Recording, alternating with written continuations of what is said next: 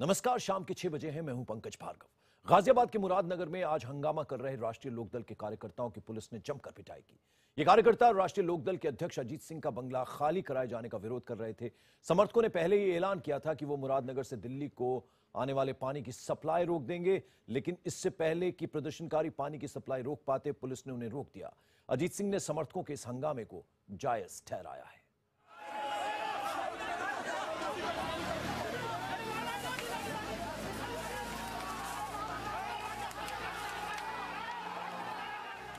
गाजियाबाद के मुरादनगर में यह हंगामा कई घंटों तक चला। आरएलडी के कार्यकर्ता आगे बढ़ने की कोशिश करते रहे और पुलिस उन्हें रोकने के लिए लाठियां बरसाती रही। प्रदर्शनकारियों की कोशिश थी उस जगह तक पहुंचने की जहां से दिल्ली को पानी सप्लाई की जाती है, लेकिन पुलिस की लाठियों के आगे उनकी एक न चली। इसके बाद हंगामे पर उतारू भीड़ ने पुलिस पर पथराव करना शुरू कर दिया। लाठी डंडों की मार से जब प्रदर्शनकारियों के हौसले पस्त हो गए, तब उन्हें अस्पताल पहुंचाया गया।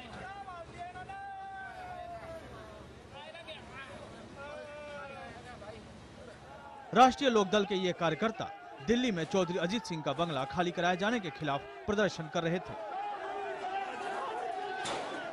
अजीत सिंह के समर्थकों ने ऐलान किया था कि वो दिल्ली की पानी सप्लाई रोक देंगे। इसके लिए सैकड़ों समर्थकों का जत्था मुजफ्फरनगर से मुरादनगर के लिए निकल पड़ा। प्रशासन ने जगह जगह बैरिकेडिंग कर किसानों को रोकने की कोशिश की, लेकिन किसान बढ़ते बढ़ते मुरादनगर तक पहुंच गए। इस प्रदर्शन को भारतीय किसान यूनियन का भी समर्थन हासिल था। चौधरी चरण सिंह जी का संग्रहालय बनाने का वहाँ पे एक सपना लोगों का है और लोगों की भावना 37 साल से वो कोठी है। किसानों की आवाज वहाँ से उठती है और आज चौधरी चरण सिंह जी की और किसानों की आवाज दबाने का काम केंद्र सरकार कर रही है। पुलिस के मुताबिक अजीत सिंह के समर्थकों के पथराव में 20 से ज्यादा पुलिसकर्मी जख्मी हुए हैं। उधर आरएलडी के अध्यक्ष अजीत सिंह ने प्रदर्शनकारियों को सही ठहराते हुए कहा कि जिस बंगले को खाली कराया जा रहा है, उससे लाखों किसानों की भावनाएं जुड़ी हैं। ये डेमोक्रेसी है और उनकी मांग क्या है कि इसको स्मृति भवन बना दीजिए। बाबू जगजीवन राम के नाम स्मृति भवन है, कांशीराम के नाम है, लाल बहादुर शास्त्री जी के नाम है। अच्छी बात है, होना चाहिए। तो इस बारे में कम से कम बातचीत करने में क्या प्रॉब्लम थी केंद्र सरकार को। किसानों की भावनाओं की आड़ लेकर जिस बंगले को खाली कराने पर अजीत सिंह आपत्ति जता रहे हैं, दरअसल वो सांसदों के नाम पर अलॉट होता है। यूपीए सरकार में नागरिक उड्डयन मंत्री रहे अजीत सिंह लोकसभा चुनाव हार गए, लेकिन सरकारी बंगले का मोह नहीं छोड़ पाए। नोटिस मिलने के बाद भी जब उन्होंने बंगला खाली नहीं किया तो 13 सितंबर को 12 तुगलक रोड बंगले की बिजली काट दी गई। इसके बाद अजीत सिंह अचानक बंगले को स्मारक बनाने की बात करने लगे। सवाल उठता है कि इससे पहले बंगले को स्मारक बनाने की बात क्यों नहीं उठाई। बंगले को खाली कराने पर हंगामा करना, क्या ये ब्लैकमेलिंग की राजनीति नहीं? दिल्ली की पानी सप्लाई रोकने को सही कैसे ठहराया जा सकता है? अपनी मांगों के समर्थन में एक शहर को बंधक बनाने की कार्रवाई जायज कैसे हो सकती है? इससे पहले भी शहरी विकास मंत्रालय और दिल्ली पुलिस की एक टीम बंगला खाली कराने पहुंची थी, लेकिन उसे अजीत सिंह के समर्थकों के विरोध का सामना करना पड़ा। अब अजीत सिंह ने अपने समर्थकों को सड़क पर उतारकर अपनी मंशा साफ कर दी है। Bureau report, IBN 7। और बंगले पर बवाल मामले में किसान यूनियन सभा भी गूंथ पड़ी है। यूनियन के नेता राकेश टिकैत की माने तो यह आंदोलन अजीत सिंह का घर खाली करवाने के लिए नहीं, टिकैत के मुताबिक वो स्मारक चरण सिंह का था और उनका ही रहेगा। ये आंदोलन अजीत सिंह का घर खाली करवाने का है ही नहीं। ये है कि वो चौधरी चरण सिंह की स्मारक थी, स्मारक है, स्मारक रहेगी। ये आंदोलन उनका है। चौधरी अजीत सिंह के घर खाली कराने से इस आंदोलन का कोई संबंध नहीं है। और राष्ट्रीय लोकदल के अध्यक्ष अजीत सिंह के बंगला खाली कराने के मामले ने जब तूल पकड़ा तो जबरदस्त हंगामा हुआ। गंगनहर पर 3000 लोगों के प्रदर्शन के बारे में क्या कहना है IG law and order Amarinder Singh Sengar का, अब ये सुनिए।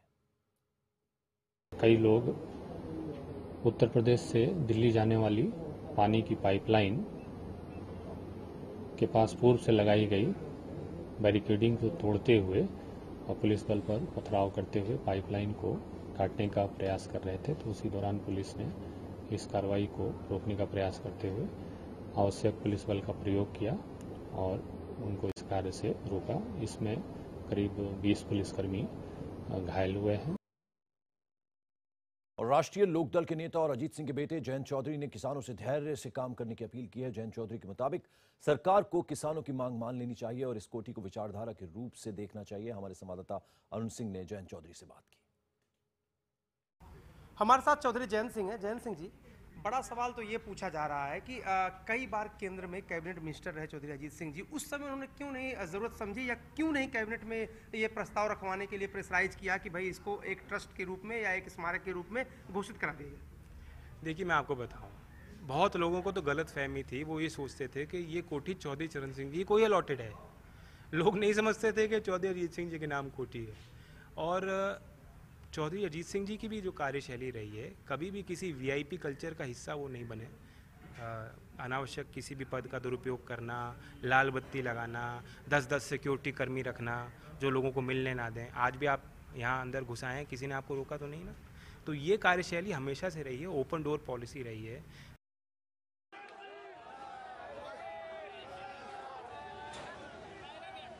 और ब्रिजेश तिवारी हमारे सहयोगी इस वक्त सीधे गाजियाबाद से हमारे साथ जुड़ रहे हैं। ब्रिजेश, इस वक्त क्या जानकारी, क्या कुछ चल रहा है वहां?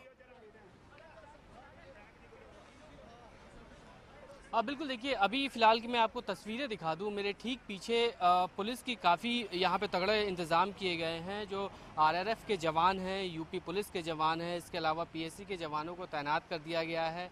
जो प्रदर्शनकारी हैं उनको यहाँ से हटा दिया गया है। वहीं प्रदर्शनकारियों का एक प्रतिनिधि मंडल जो इस वक्त यहाँ पर अधिकारियों से बातचीत कर रहा है, उनको समझाया जा रहा है। अधिकारी तमाम यहाँ मेरठ मंडल के कमिश्नर यहाँ पे आ चुके हैं, आईजी आ चुके हैं। इसके अलावा जो यहाँ के गाजियाबाद के आला अधिकारी हैं वो भी उनको लगातार समझाने की कोशिश कर रहे हैं। उनको पूरा पॉलिसी जो कानूनी प्रक्रिया है वो समझाने की कोशिश की जा रही है कि आखिरकार क्यों अजीत सिंह से बंगला खाली कराया गया। लेकिन प्रदर्शनकारी हैं वो लगातार अपनी मांग पे अड़े हुए हैं कि जो अजीत सिंह के नाम पे बंगला अलॉट था उसको स्मारक में घोषित कर दिया जाए, उसको चौधरी चरण सिंह स्मारक बना दिया जाए। लेकिन इन तमाम बहस के बीच अभी भी जो हालात यहाँ के हैं वो पुलिस यहाँ पर मौजूद है। पुलिस ने इस पूरे इलाके को छावनी में तब्दील कर दिया है और लगातार जो प्रदर्शनकारी हैं उनको अभी भी समझाने की कोशिश की जा रही है। और गंग नहर का वो पॉइंट जहां से पानी जो है सप्लाई जाता है वहां तक नहीं पहुंचने दिया गया। क्या इन प्रदर्शनकारियों को, लगभग इनकी संख्या कितनी थी और क्या भारतीय किसान यूनियन के और साथ ही साथ राष्ट्रीय लोकदल के कार्यकर्ता दोनों ही मौजूद थे वहां? बिल्कुल, देखिए भारतीय किसान यूनियन और राष्ट्रीय लोकदल के दोनों के ज्वाइंट, एक तरह से हम कह सकते हैं ज्वाइंट आंदोलन था। मैं अपने पीछे आपको तस्वीरें एक बार फिर से दिखा दूं। ये जो पूरा आप देख सकते हैं इलाका ये है, ये वही गंग नहर का इलाका है जहां पर प्रदर्शनकारी पहुंचे थे। ये वही रेगुलेटर है, वाटर रेगुलेटर है, जहां पर जिसको बंद करने की कोशिश की गई थी। लेकिन फोर्स उस वक्त पुलिस फोर्स काफ़ी भारी संख्या में उस वक्त यहाँ पे पहुँच गई थी, जिसकी वजह से इसको रोक दिया गया। लेकिन अभी भी जो गुस्सा है किसानों के अंदर इस बात को लेकर है कि पुलिस ने उन पर लाठियां बांधी, पुलिस ने उन पर पथराव किया। इन तमाम बातों को लेकर अभी भी गुस्से में है वो और इसी बात को लेकर बहस हो रही है। अभी भी बातचीत चल रही है अधिकारियों के बीच कि आखिरकार ये कार्रवाई क्यों की गई है। और दूसरा जो अजीत सिंह का बंगला है उसको स्मारक में घोषित किया जाए। इन तमाम जो बिंदु हैं उन पर अभी भी चर्चा चल रही है, लेकिन कोई नतीजा नहीं निकल पाया है इन पे। लिहाजा थोड़ा सा इंतजार करना होगा, उसके बाद साफ हो पाएगा कि आखिरकार जो आंदोलनकारी हैं, जो प्रदर्शनकारी हैं, उनकी आगे क्या कुछ रणनीति रहती है, क्या वो यहाँ से हटते हैं या फिर क्या कुछ प्रशासन का अगला कदम होगा, उसके बाद साफ हो पाएगा।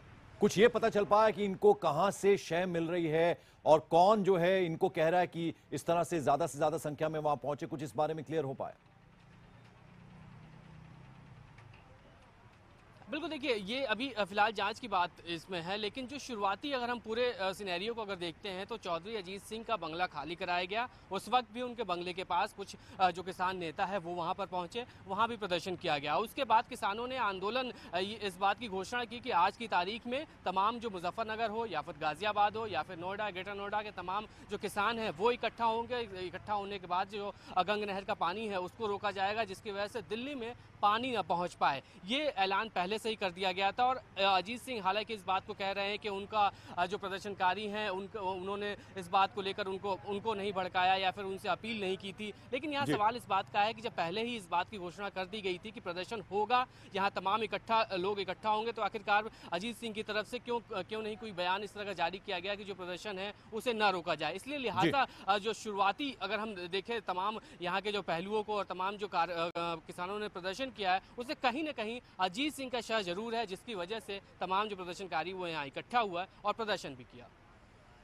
चलिए, आप नजर बनाए रखिएगा। फिलहाल आपका बहुत बहुत शुक्रिया ब्रिजेश।